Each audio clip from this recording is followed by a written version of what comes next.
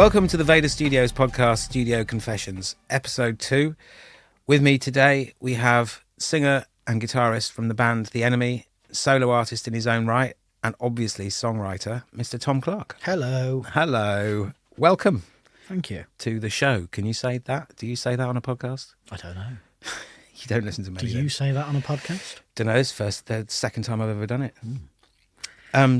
Peaking early. Yeah, exactly.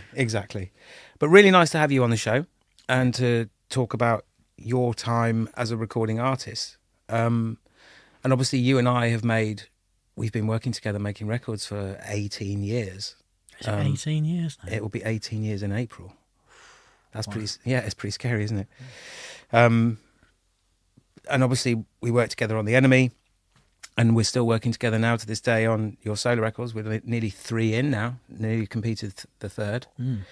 And that's why I thought it'd be great to have you on the show to talk about your whole kind of journey throughout that.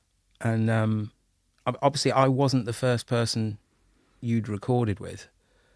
What was your first recording experience? I think you were the first proper recording experience, but in terms of, the first time I went into a room which was called a studio would have been at secondary school. Oh, okay. Which is unusual. But I went to a school in a part of Birmingham called Castle Bromwich, and the school was called Parkhall School.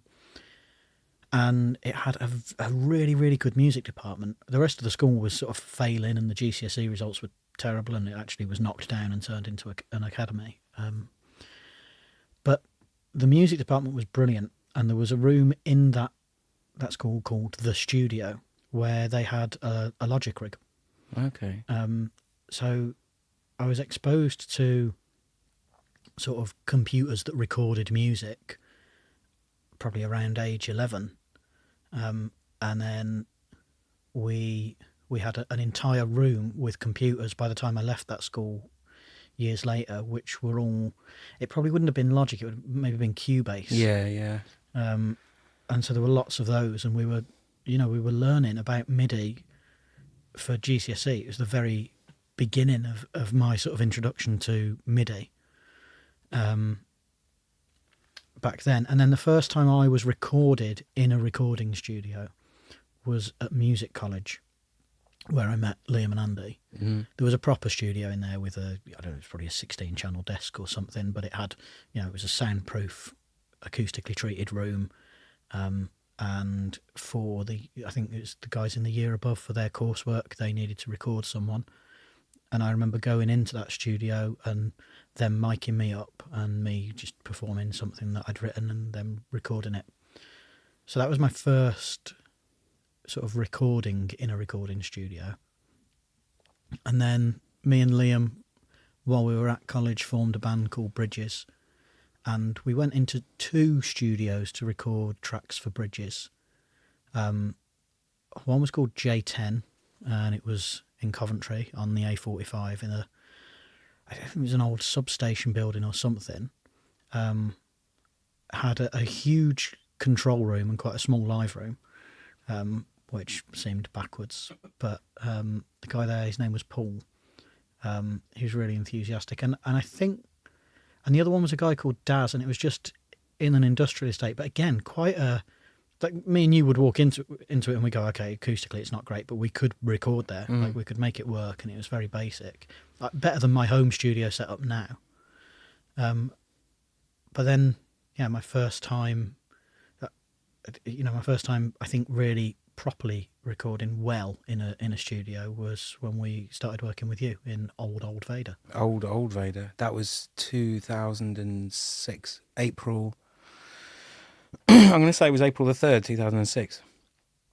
We recorded 40 Days, 40 Nights, Back Like a Heart Attack, and I can't remember the third one. Dancing All Night? It was Dancing All Night, yeah.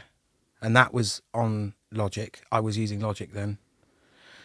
And you didn't get involved in terms of, touching Logic at all then. No. So when, it's weird because I can't I remember for years you not being particularly, not like you weren't disinterested, but you weren't actively using Logic, and then all of a sudden you use Logic almost every day of your life. At what point did you start getting a bit more interested in the whole, like, I think I'm going to start getting a bit of this recording in myself? So while we were out touring We'll Live and Die in These Towns, there was sort of mounting pressure from the record label to have written the second record, but whilst touring the world. And I touring for me I find so exhausting. I didn't really have the capacity to be writing songs whilst on tour, so I was sort of getting more and more stressed about the fact that this second record's looming, and people were saying to me on that tour, oh, so and so from such and such a band we've worked with has his laptop on the back lounge of the tour bus, and he just demos songs there, which was a complete joke because the back lounge of our tour bus was just a constant party, so there would have been no recording on there. But it did make me think, okay, well, I can remember from school working with MIDI, maybe I could just sort of get a basic rig and demo some songs. So I just moved into my first flat and I got a laptop, and the first song that I ever demoed on my own was Sing When You're in Love, which ended up on the second record. So that's when I started. But I was always quite frustrated. I was using Logic, and back then I found it quite unintuitive. It's come on loads now, hasn't it? Yeah, massively. But the first music software I ever used, actually before Cubase, was a PlayStation game called Music 2000, which was basically a library of loops. Yeah, I remember that. And you could change the tempo, and you could choose from you could build beats from the loops, and I used to use that to make dance music, and then I had that small introduction to Cubase.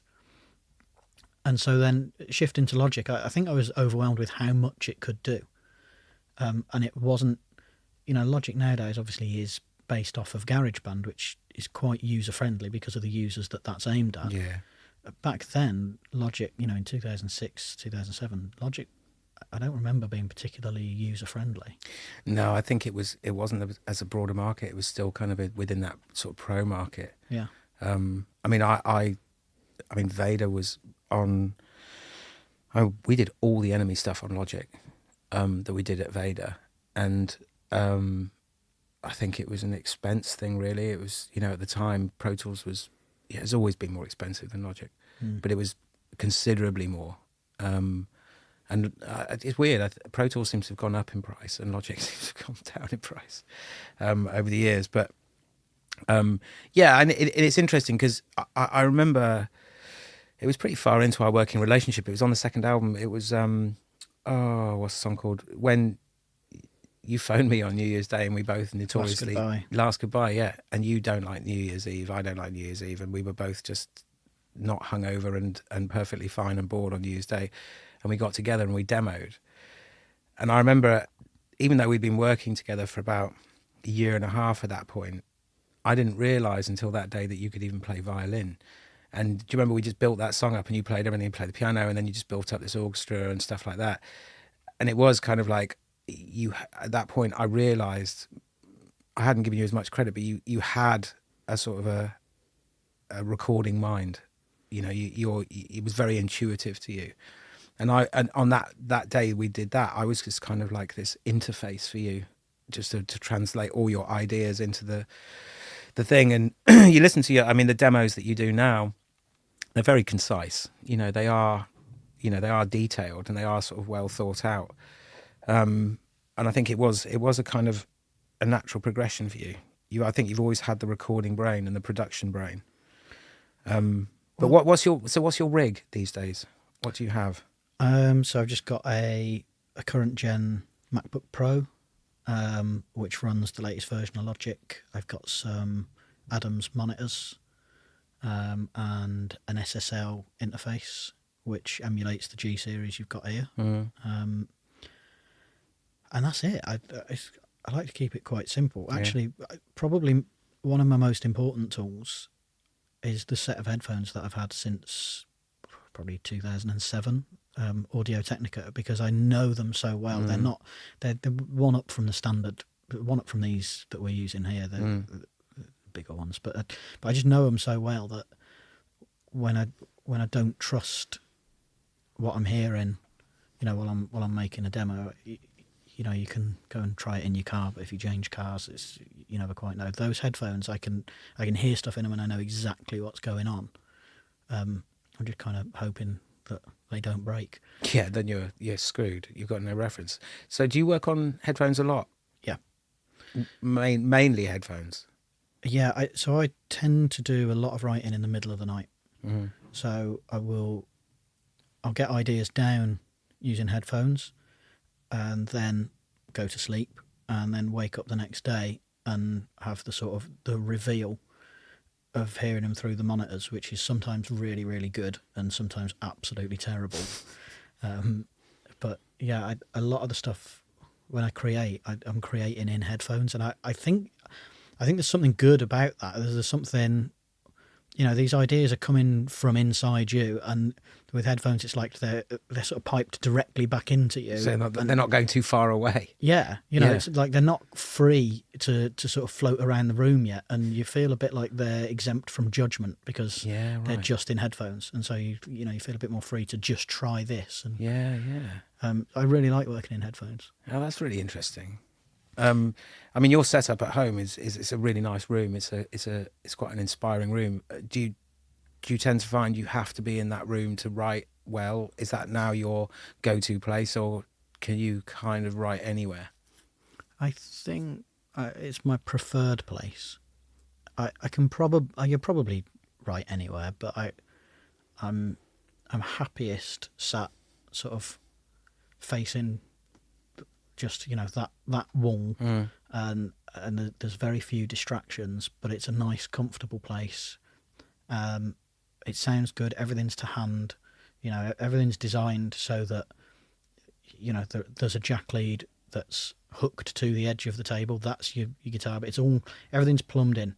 So you either pick up a mic and start singing, or you pick up a guitar, plug it in, and you go, or the keyboard is there in front of you already plumbed in, and that was a huge change for me because I've had setups in the past where it required one or two steps in order to go, oh well, let's put some guitars down. I'll get the guitar out, or all right, let me just run that lead from the interface. Getting rid of all of that and having the rack of guitars next to you, the keyboard ready to go, even as far as having some templates made up in Logic, although that can be a blessing and a curse because I think there is, when you're being creative, I think there are drawbacks to having go-to setups. I know what my guitar sound is with the Enemy, for example, and it could be very easy to just grab the Enemy guitar and have the Enemy guitar sound ready to go, but you will inevitably, if you do that, end up playing something very similar to what you've played before, or it will sound very similar to what you've played before, and quite a lot of the times getting a weird sound out of a guitar that you're not expecting. Yeah, it takes you on a new journey. Exactly. Yeah. I mean, I've said this before, but I think when the digital audio workstation was created, it was effectively a new instrument.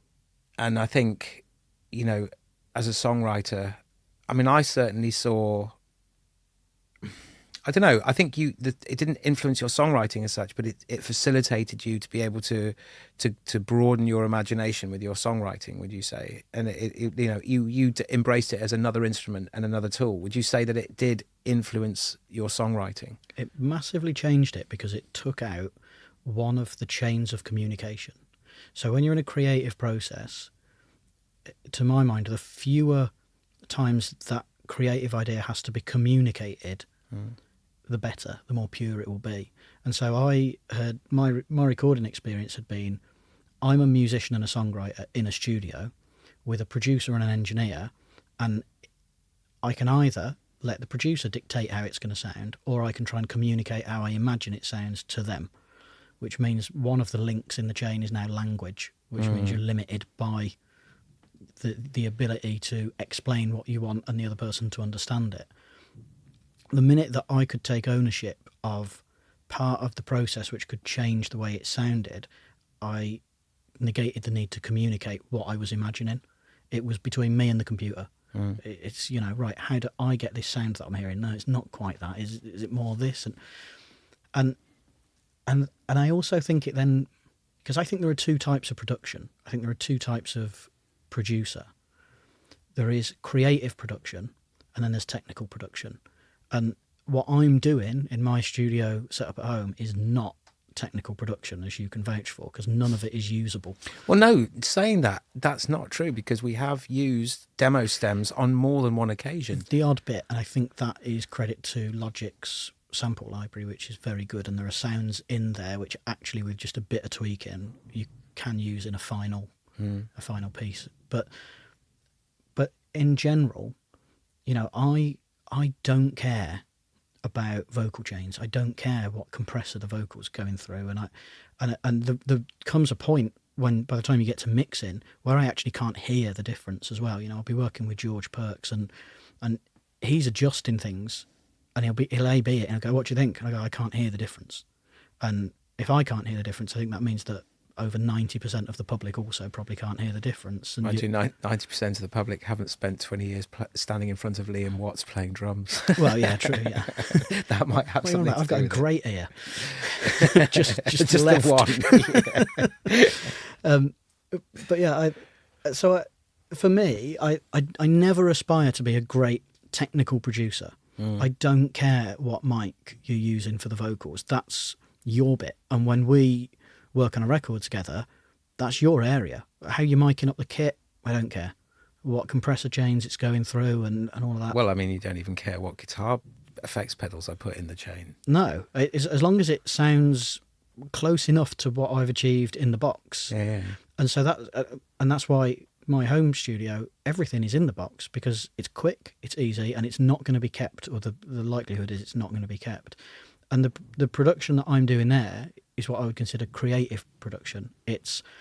I want some strings with a monumental reverb on it, and I'll put a monumental reverb on it, and I won't spend more than 5 minutes messing with what that reverb is, because then we'll go into the studio and you'll put a better monumental reverb on it, and then we'll end up in the studio with George mixing, and he'll take that one off and he'll put an even better one he's spent weeks going through plugins,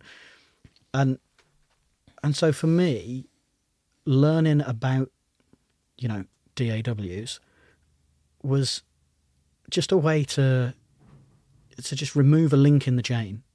And because if I mess up, that's on me, and I'll be frustrated with myself, but I think, well, I'll do better next time. So if I listen to a record and I go, oh, that bit annoys me, I wish I'd done that differently, I'm annoyed with myself, and it's a lesson for me.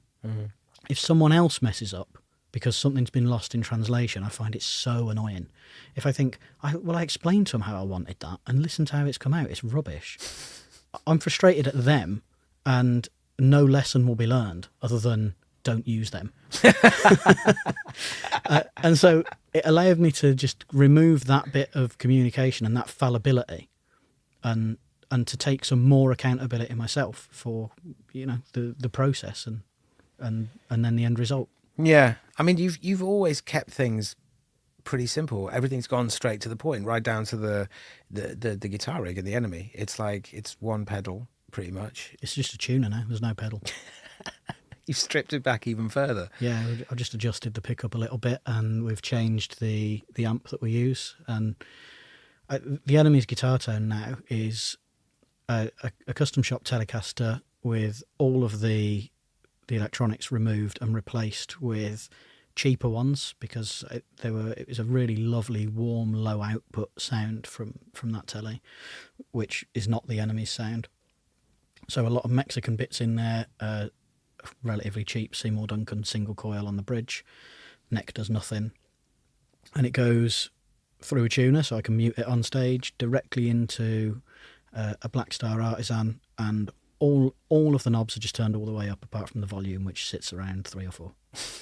That's the Enemy's guitar thing. So you don't even have your settings marked down at all? Don't need to. No. You don't need to. Do it in the dark. Yeah, and it sounds great. Yeah. Yeah. So in your, I mean, you work with a few producers. Obviously, we've done some records together, and you work with Mike Crossy, and you work with Gethin Pearson, and you work with Joby Ford. Joby Ford, yeah. And you've also worked with songwriters. You know, you've worked with a few songwriters. Yeah. And who have there been people that have been really inspired you that you've kind of walked away and gone, oh, I've had some ideas from them. They've actually given me some stuff. There are little things that you take from everyone, some positive, some negative. I think Mike Crossy had such a focus on purity and quality of sound. You know, and he wanted to work to tape, and he was very specific about the tape he wanted to work to, and you know, that's carried through, because before we'd worked with Mike, as you can tell from the way the first record sounds, there wasn't that focus on, well, this needs to sound very, very good and rich. And, it's raw. yeah, and Barney, Simon Barnicott, who did the first record, what I learned and took from him was experimentation. You know, he was sort of, right, let's mic this piano up, put it through a Fender valve amp, mic the amp up, put it through a plate delay, see how it sounds. That's on away from here. That's part of the, you know, it's in there on the track. And that sort of, well, let's just try it. I think I still love just messing around with stuff and going, right, well, what shouldn't you do? Let's try it. Even in the box as well, you know, even combos in the box where you'd go, well, that's ridiculous, that won't work. You just do it, you know. And then, yeah, I mean, by the time we were working with Joby's very, very, very, very structured in the way he works in a studio, which obviously now, when you look at the way I work in a studio, I think I probably picked up on a bit of that. Yeah. You know, it was, you know, today we will achieve this, and Yeah. we will get this done, and there's a clear plan, which, again, before we worked with Joby, we'd never had. It was, you will rock up to the studio, have a cup of tea, and talk about what you might do that day. Yeah. You know, there was no going in with a plan, and that's just because the budget got smaller. I guess by the time we were working with Joby, you have to know what you're trying to achieve in the time you've paid for. And then working with Gethin, I learned a lot about sort of the power of kind of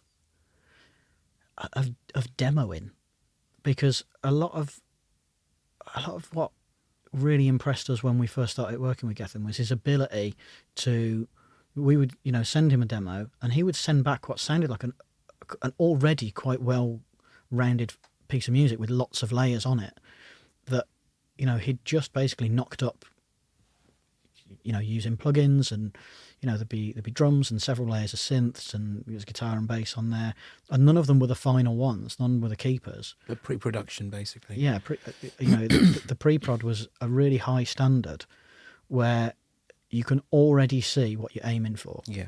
And that's another thing that, you know, the way that I work today is by the time I'm in a studio, we know exactly what we're walking out with. There's no grey area, is there? No, that's really interesting. And it's funny, I've spoken to a couple of people, and I think you work, you pull a bit from everybody, because no two people are the same. No.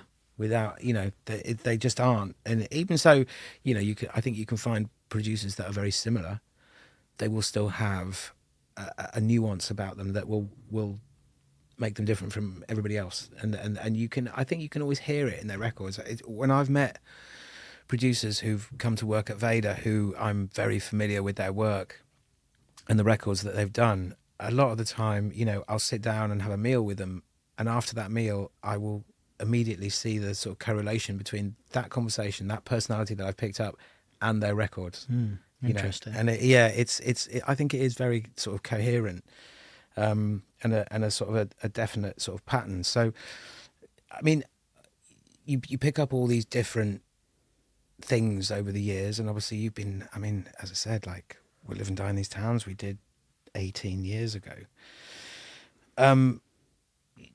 Do you have now a real method? I suppose you do have a real method in the studio, don't you? Like a real kind of, you know you have a specific environment that you like it to be in a certain way in the certain hours, don't you? Really? Yeah, I mean, I don't like change, so I like having a format, and it's a format that we kind of accidentally developed, right? Yeah, So yeah. you know that if I look back at every record I've made, We'll Live and Die in These Sounds, I was along for the ride. I was in charge of the songwriting and the performance, Yeah. and everything else was, you know, dictated by a record label and a producer and an engineer. Music for the People, I was more involved in the production, but frankly, we had such a short time frame and we were recording to tape. There wasn't there wasn't much of a focus on production. It was, how on earth am I going to get this record done? And not all of it's written, and we're in the studio, and it was panic stations. The third record was basically written to spec. I was told by Cooking Vinyl what they needed, and they needed a straight down the line guitar album where the format of the songwriting followed the conventional Enemy format of the first record, and as a result, I think that record was quite boring. The fourth record, we began to be able to experiment a bit, and I felt comfortable experimenting because by then I felt like it was probably all over anyway. I had a lot of fun making that record because we were experimenting, because we were pushing the envelope further than we'd been allowed to push it before. You're introducing a lot more electronic influence into the music at that point, weren't you? Yeah, and just where the songwriting goes, it was some of it was more vulnerable. It was a lot more sort of pop, I think, it was, and I really enjoyed that. But then we really started developing the format that we work to now accidentally with Nigel. So I didn't mean to write Nigel. It just sort of happened. It started happening, and I realised it was good and allowed it to continue happening. And I had a basic demo set up. I never thought we would actually make that record. I thought I was making it for myself and no one would hear it. And so I wanted to make it as good as I could for me to hear it. There was no, oh, well, yeah, that piano will do because we'll replace it. It was, I want that piano to be as good as possible because that's the piano that I'm going to listen to forever when I listen to these songs that no one else is ever going to hear. And so those demos were made to quite a high quality. And so when I brought them to you, we had this incredibly detailed map of where we needed to go. And it meant that when I gave the demos to Andy, the session drummer, or Jim, who played the piano on that record, or when we passed it to Lee for the bass, it was there note for note. And what that essentially meant was there were no songwriting or performance discussions taking place in the studio. They'd already been had, and we were there to capture sounds, better sounds than the ones that were on the demo. And the other part of the process, I guess, was the discussions before we even set foot in the studio about what we wanted to achieve with it, and they were lengthy, hours and hours and hours before we recorded a note. I certainly never made a record like that with that kind of pre-production and looking at every angle and the tying it up and I'll be grateful if I get the opportunity again because it was brilliant. It was so. I mean, obviously, I've been making records for years, and you get into a comfort zone, and when people sort of break your sort of method, it's like, well, that's not how I would go about it. But it didn't feel challenging. It felt really invigorating and fresh. And then I felt when we'd finished the record, it felt like a huge victory as well because we had stayed true to everything that we'd said in those lengthy meetings, like all the promises. And actually, I remember you saying about after that record, you said you'd never want to do a record in one sitting again. No, I think so. The reason we had to approach it the way we did was budget. It was self-funded, tiny budget, and we had to, capture things like string sections and it was the pandemic. Yeah, it was. Yeah, and it was a very difficult record to make in that respect. So we had to know exactly what we were going to do in those sessions, and we had to do it in broken down sessions, it had to be, right, I can afford the drummer, like, I can afford the studio for a day to do the drums now. Can we get the drums done in a day? Turns out we could. And then, okay, I'll come back in a few weeks when I've got some money and we'll do the guitars. But what I learned through doing it that way, having always just gone into a studio, booked it for a month and worked on it, is that you get this incredible perspective when you back away for a couple of weeks. You work all day and you listen to stuff at the end of the day and your ears are completely fucked. And then you go home and you listen to it a few days later and you kind of go, oh, yeah, I think I can be a bit more objective now.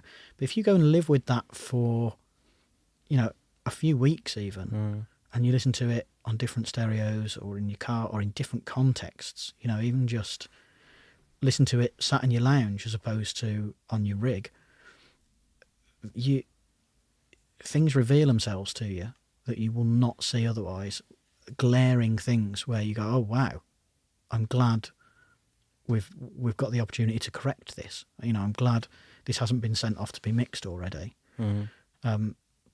And now it's those breaks in between sessions are an integral part of the process. Yeah. I mean, it's funny. There's quite a few bands I've been working with that have actually also been working like that, and it is that perspective that you get from drawing away is so helpful. Because I think everybody's made records where, for whatever reason, you feel like you might not have had as much time as you would like, and you might listen to those records 2, 3, 4, 5 years later, and you kind of have that, oh yeah, I wish that was different. I think you can have too much time as well, though.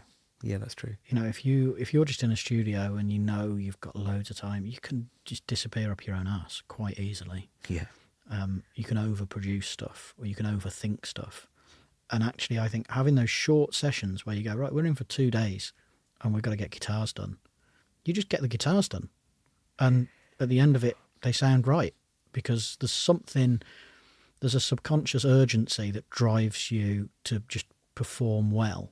And, and if you're sitting around and you're too relaxed, well, number one, are you really on the ball?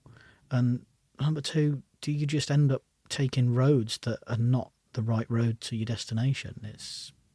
I've certainly experienced that in a studio where you go, oh, let's try this, and you've recorded a whole song that never gets used. Yeah. It just goes too far to the left. But you're quite unusual because particularly now, we've been working on some of your solo records, and then you'll go home after a day's work in the studio, and that night I'll get demos from you for the next record that you're already writing. So you appear these days, certainly for the last, I'd say 3 years, to now almost be constantly juggling more than one record, whether you be recording one or writing another.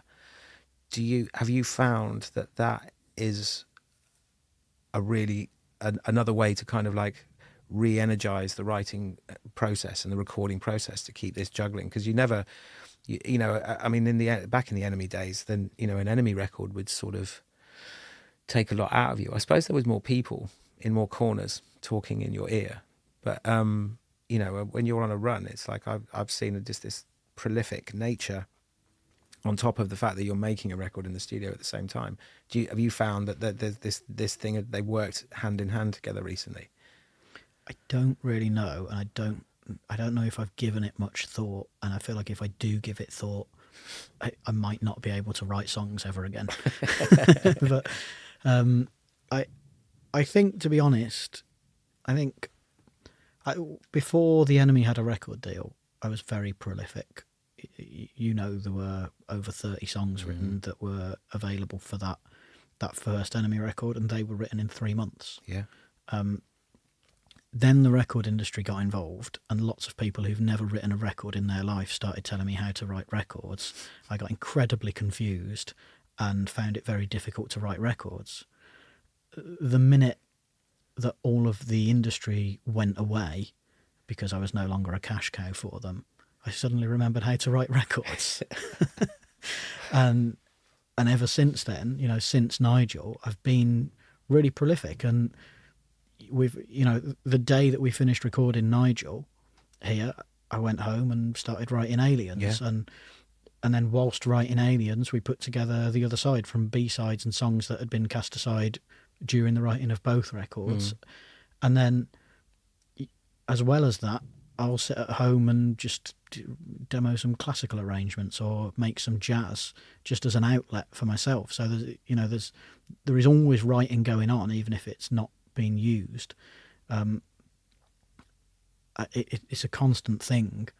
And you know, as soon as we started then demoing, as soon as we started recording Aliens, you know, tracking for Aliens, the next one was being demoed at home. There is something about, I find, being creative. So if I'm in the studio working and I'm around other creative people, it inspires me, and I'll go home and I'll write more stuff. If I have a break and I'm not around creativity, that's normally when I hit a bit of a lull and I don't write so much stuff.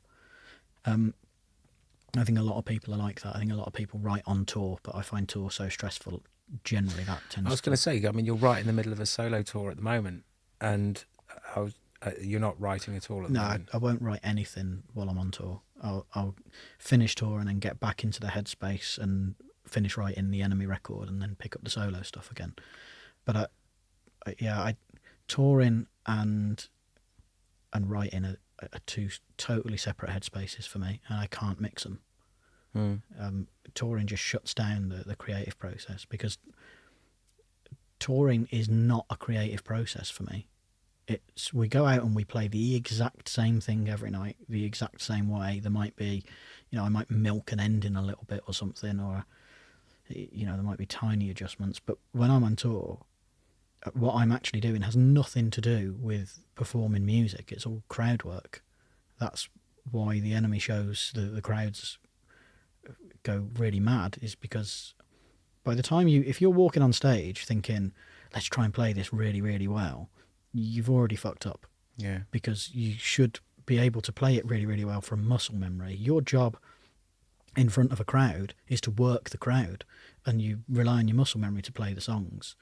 And so working a crowd isn't really a creative task, it's a reactive one, and I get really anxious about it. But for whatever reason, it gets me out of that creative headspace, and I just don't write while I'm on tour. Yeah, it's interesting. I mean, so many artists you hear that, you know, they wrote that record on the back of a tour bus, and you know, but as you say, everybody is completely different. The interesting thing I was going to ask you is, like, obviously we've discussed that your approach in how you write, and obviously the fact that you've implemented recording into your writing, and you're very proactive with your recording, and you've established a new working method within the actual studio as well. How do you think that's going to change making another Enemy record, because things are so different from when they were?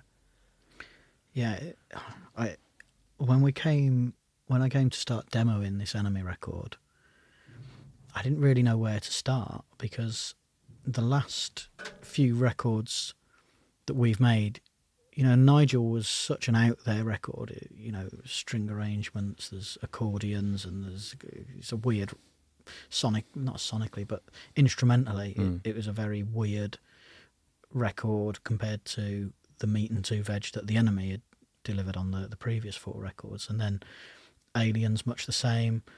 The Other Side was about reverse engineering the 90s and about trying to find that nostalgic sound that, you know, I grew up with listening to those records.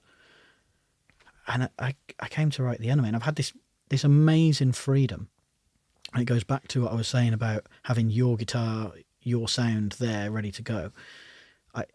With all the solo records, I don't want my sound. I want a totally different sound that I've never heard, or I want a sound from a soundtrack I've just heard watching a film or something. And all of a sudden I had to go, right, so it's going to be a Telecaster into, you know, straight into an amp with quite a bit of gain on a high output pickup.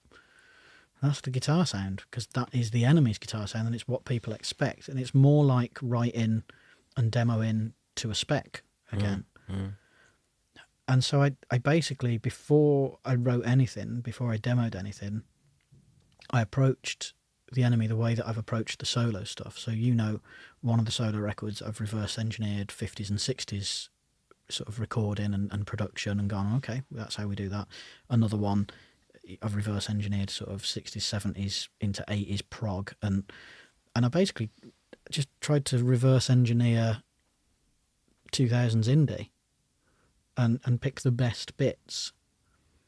And that was sort of where I had to pick up writing for the Enemy. But honestly, it's been much harder than writing solo records. Trying to do it almost to a brief, but also offer something new and exciting and not just repeat yourself, is much harder than having the freedom of, it's the 50s and there's been a murder. Yeah. Yeah, I suppose with the solo stuff, anything goes. There's nothing that sort of goes, oh, you can't do that because that's not Tom Clarke. Mm-hmm. I mean, the solo stuff, you've already kind of begun to map out that your parameters are broad, whereas that there is an expectancy to the Enemy. But I mean, do you think it's the new way or new approach? I mean, the way in which you are much more proactive in the demo stages. I mean, I used to do demos with the Enemy before any of you sort of had rigs. I mean, Andy, obviously, he's got a recording rig as well, and he does stuff. Would you say that this stage and having that facility is an enhancement or a hindrance? I don't know yet. Yeah, right. I mean, so far it seems to be working, and the stuff that we're demoing, we're really happy with. I'm really excited to record. That sounds very exciting to me. But ultimately, I don't think you know whether a record has been a creative success until about 5 years afterwards. Yeah. Like it can be a sales success or it can be a sales flop, but you can listen to a record that was a sales flop and go, my God, that's such a good record. And equally, you can listen to a record that was a huge hit and go, God, there's so much wrong with that. Yeah. And I think to where do you hold the value? Do you hold it in commercial success or artistic success? It depends what the project is. So if it's my solo stuff, it's all about the artistic value. It's about, will this stand the test of time? When I'm gone and someone stumbles on this record, will they listen to it and will it still translate, and will they go, oh, this is good, I like this? And then with a more commercial product like the Enemy, I think you have to consider, this has to wash its own face. It's got to be successful to a point. It's got to be appealing to the fans because it needs to keep driving the touring, and it's a business. My solo stuff, we make it. It sells some records. It usually pays for itself, not always. And that's fine because it's basically just me and you making it. And, the Enemy comes with the responsibility of Liam and Andy have to be happy with this.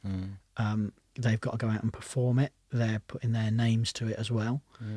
And then beyond that, this has got to be good enough that we're able to keep getting good gig offers when this comes out, that it's not perceived as a complete flop, because the touring not only pays our bills, but all of our technicians that we employ, we need to be able to offer them consistent work in order to keep employing them and get reasonable rates from them. And it needs to pay back IMG, Joe, who puts the records out, who's an independent record label. It needs to be worthwhile for Joe and worth IMG's time. There's a lot more that rides on the commercial success of an Enemy record than a solo one, and so I will inevitably make that record with an eye on, do I think this will be commercially successful? Shall I leave out the 2-minute track that is an accordion solo that went on Nigel? It's you have to understand the different value of different products. So I mean, again, you're pretty well versed in this. You've done this a few times, and the one thing I'm always interested in is the two questions I ask people is their toughest moment in the studio, and then probably their funniest moment or most magical moment in the studio. So the toughest, I think, was quite early on in the Enemy's career on the first record, working with Owen Morris. I found that incredibly difficult. Owen's a very talented producer, and he's worked on some of the biggest records of my generation that we grew up with, listening to. His involvement with Oasis and the Verve, and he's got his process, and it could not clash with my process more. Right. Owen's process seems to be of sort of hedonism and consumption, and I go into a studio to work in a very conventional way. I'm there to get a job done to the best of my ability. So, I don't drink that much anyway these days, but I would never drink while I was working. I want all of my senses to be as acute as possible, because what you're doing when you're recording something is you're making a record of something, and I want that record to, it's going to last forever. Yeah. It needs to be the absolute best that I can do, and I don't want my judgment impaired. Owen's really rock and roll, and he rolls into a studio, and he's got, certainly at the time we were working with him, he's got his beers on the side, and whatever else he's enjoying, and the working hours will sometimes be really, really late, and sometimes it'll be, I'm done, let's go to the pub. And I found that very challenging, especially making the first record, because for me we've got this huge opportunity here. Yeah. We're working with Warner Brothers. I've seen their logo on the start of all the films I've watched, and I don't want to fuck this up. And you've got someone else there who's kind of been around the block, and it's like, fuck the label, like this will be fine. And I found that the whole time we were working with Owen, so we started working with him on It's Not Okay, which made the record, his version made the record. And then we recorded Had Enough. I actually wrote We'll Live and Die in These Towns, the song, on one of Owen's sessions. But everything was so manic and so messy, and I like things to be in order, and I like a predictable format. And so I found that really, really hard. And that's no criticism of Owen. He's a legend. Yeah. But I just really struggled with that type of process. Yeah, it just didn't work for you. Yeah.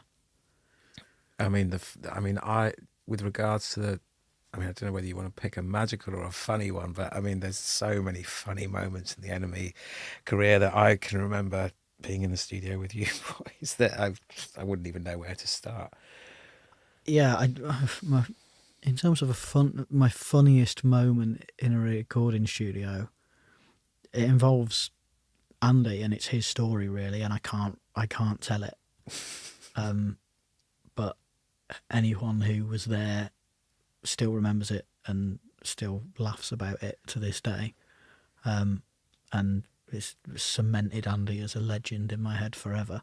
But I can't tell the story. So, but in terms of most magical, it was a mix of most magical and most terrifying. Was the day we put the strings down for Nigel. Was absolutely just, I can't believe we're here. We've got to this point. There is a string section in a 750-year-old chapel. Yeah, it was pretty magical, wasn't it? Playing music that I wrote that's been arranged beautifully by Jim, and it's working, and it was absolute hairs on the back of the neck moment until the power went out. Yeah.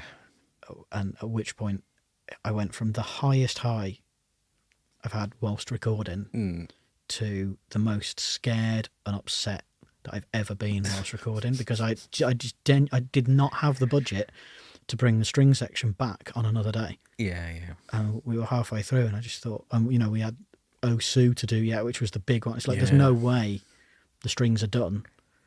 And I just, the bottom fell out of my world. But once we got the power back on, it immediately went back to being the most magical moment I've ever had in a studio, just listening to them put this music down that I never thought me and you would get to make that sort of music. Yeah. I mean, going back to that thing, that day, that New Year's Day when we did the demo for Last Goodbye, it's funny when I remember sitting there doing the strings with you that day, and that New Year's Day went through my head, and it was all making sense, going like, that was the precursor to this. Like, because as I said, I remember you going, right, have you got a violin? And I was like, well, yeah, we've got an old one kicking around the studio. We're like, oh, like, I want to put some strings on it. And I remember going, well, you can play violin. And it was funny. And then hearing this opus, because I think Nigel's a record that we're both really, really proud of. Because it still seems such a satisfying listen now, a couple of years after we've done it. And you know what it's like, you listen to your own work and there's always a little bit of and I just listened to that with real happiness. But it was, yeah, my moment on that list, when those strings were going down, my mind just went straight back to that. God, when was that? Would that have been 2008? Probably around then. Yeah. And it was almost like, this was the opus that was to come from that. Yeah, that was a really special moment. That was nice to be able to share that, but I also do remember the power cut. That moment for me signified a sort of the early part of my career. I desperately tried to communicate what I wanted to create, and so often it would be misinterpreted or not achieved. And so I would try and just do everything myself. So I'd go, right, okay, I know what the string arrangement needs to be in my head. I'll play the violins and I'll put it down and we'll try and create that. And Nigel was the first time where the demos were good enough because of the amount of work that had gone in pre-production that I could hand the strings over to Jim and say, produce this in dots. And Jim did an amazing job. And I could hand the piano playing over to Jim and say, look, I've written the piano part, but I know you can perform it better than me. And the communication is done because here's all the MIDI. Yeah. You know, you can just learn it. And it's having that ability to demo at home to a high standard just made, there is still communication there, but the communication is so much more effective than words because it's MIDI. Yeah. And you can look at what I want you to do. There's the dots. You can look at it on a score if you want and just replicate it, but replicate it better than I ever could playing a violin myself or playing a piano myself. And it was, that whole studio session of that record, to be honest, even, you know, Lee putting the bass down, I was just aware that I was working with people who were better than me. And I think lots of people in business will always tell you, you know, that a good CEO, their job is to surround them with people that are smarter than them, that can do things that you can't, and then to direct them. And that's exactly what we did with Nigel. And listening to all of that come together with as the strings went down and thinking the last thing to go, you know, the only thing we've got to do on this is vocals. And I'm going to be singing over this wonderful string section. And Lee's absolutely nailed the bass better than I ever could. And Jim's played the piano with so much passion, was just, I'm going to be singing on a record better, you know, on a record that sounds better than I could have made on my own. That was the most magical feeling, was this has surpassed what I thought I could achieve. Well, Tom, it's been amazing talking to you. Thank you so much for coming and chatting to me. It's been a pressure. Pressure. I know someone that wrote a song about that. And I'm really looking forward to doing this Enemy record. And I guess we'll all look forward to the outcome. Let's hope we pull it off. Yeah. Fingers crossed. Fingers crossed.